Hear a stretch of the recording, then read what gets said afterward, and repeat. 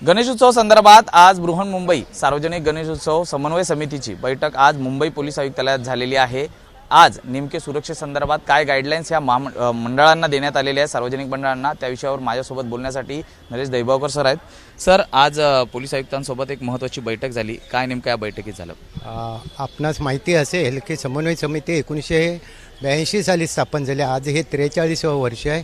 समन्वय समितीला जे गणपती मंडळांच्या ज्या काही तक्रारी असतात किंवा त्यांना काही सुविधा लागतील तर त्या वेगवेगळ्या अथॉरिटीबरोबर पोलीस विभागाशी चर्चा करून सोडवल्या जातात। आपणास माहितीच असेल की माननीय मुख्यमंत्री महोदयांनी जे 5 वर्षाचं सलग परमिशन आपल्याला मंडपासाठी दिलं आहे त्यामध्ये ज्या काय अटी शर्ती होत्या त्या अटी शर्ती काढलेल्या आहेत आणि आजच्या या बैठकीत आम्ही ही बाब माननीय आयुक्तांच्या निदर्शनास आणली आणि त्यांनी त्याला होकार दिलेला आहे। या बाबतीत तुम्हाला जे काय 5 वर्षाचं सलग परमिशन पाहिजे ते मिळेल।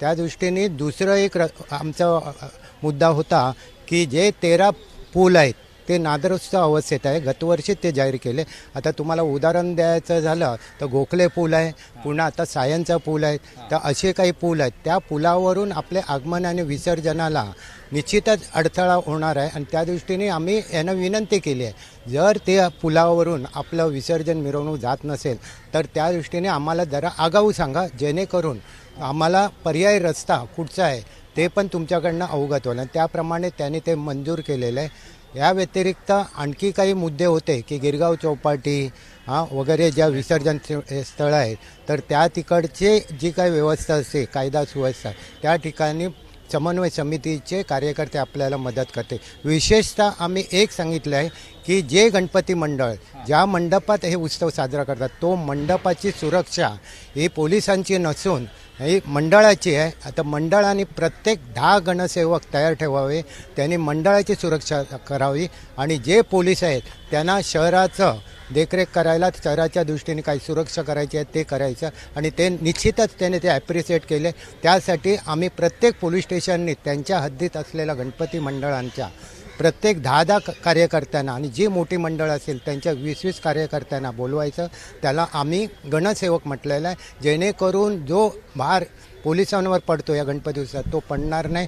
आणि आत्ताची जे सध्याची परिस्थिती परवाची जे महिलांच्या किंवा मुलींच्या बाबतीत झालेलं आहे त्या बाबतीत आम्ही पोलीस विभागाला सावध केलेलं आहे। आमचे मंडळ त्या दृष्टीने जे महिला आमच्या मंडळात आहेत त्या महिलांच्या जे कार्यक्रम होतात, म्हणजे हळदी कुंकू असू दे की इतर कार्यक्रम असो, त्या कार्यक्रमामध्ये काय तुम्ही तुमचे चीफ गेस्ट पाठवा, म्हणजे पोलीस स्टेशनचे नजीकचे येतील आणि त्यांना सांगावं की कशा प्रकारे आपण विसर्जन मिरवणुकीत किंवा गणपती मंडळात कशा प्रकारे आपण आपलं काम ठेवायचं। परंतु यंदाच्या वर्षी थोडंफार मंडळांना पण मी तुमच्या माध्यमातून अपील करेन की कुठेही जातीय तेढ किंवा धार्मिक तेढ होणार नाही याची दक्षता आपण घेतली पाहिजे। कारण 42 वर्षे या मुंबईमध्ये समन्वय समितीच्या सहकार्याने असं एकही प्रकार झालेला नाही, तर आपला यंदाचा उत्सव हा आनंदाने आणि धूमधडाक्यात आपण साजरा करायचा आहे। दुसरीकडे सुरक्षेच्या दृष्टिकोनातून काही सूचना वगैरे केलेल्या आहेत का? मंडप परिसर, त्याचबरोबर जो अंधाराचा परिसर असतो मंडपाच्या मागे वगैरे, त्या ठिकाणी CCTV किंवा लाईटची व्यवस्था या संदर्भात काही मुंबई पोलिसांनी सूचना केल्या आहेत का? सुरक्षेच्या दृष्टीने गेली 5-6 वर्ष आम्ही मोठमोठी मंडळं किंवा छोटी असतील त्यांना सांगितलं की आपले CCTV आपण तिथे लावायलाच पाहिजे। आणि जे शासनाने लावलेले आहेत पोलीस विभागाने ते कुठे बंद असतील तर ते आम्ही पोलीस विभागाला विनंती केली आहे की ते चालू झाले पाहिजे।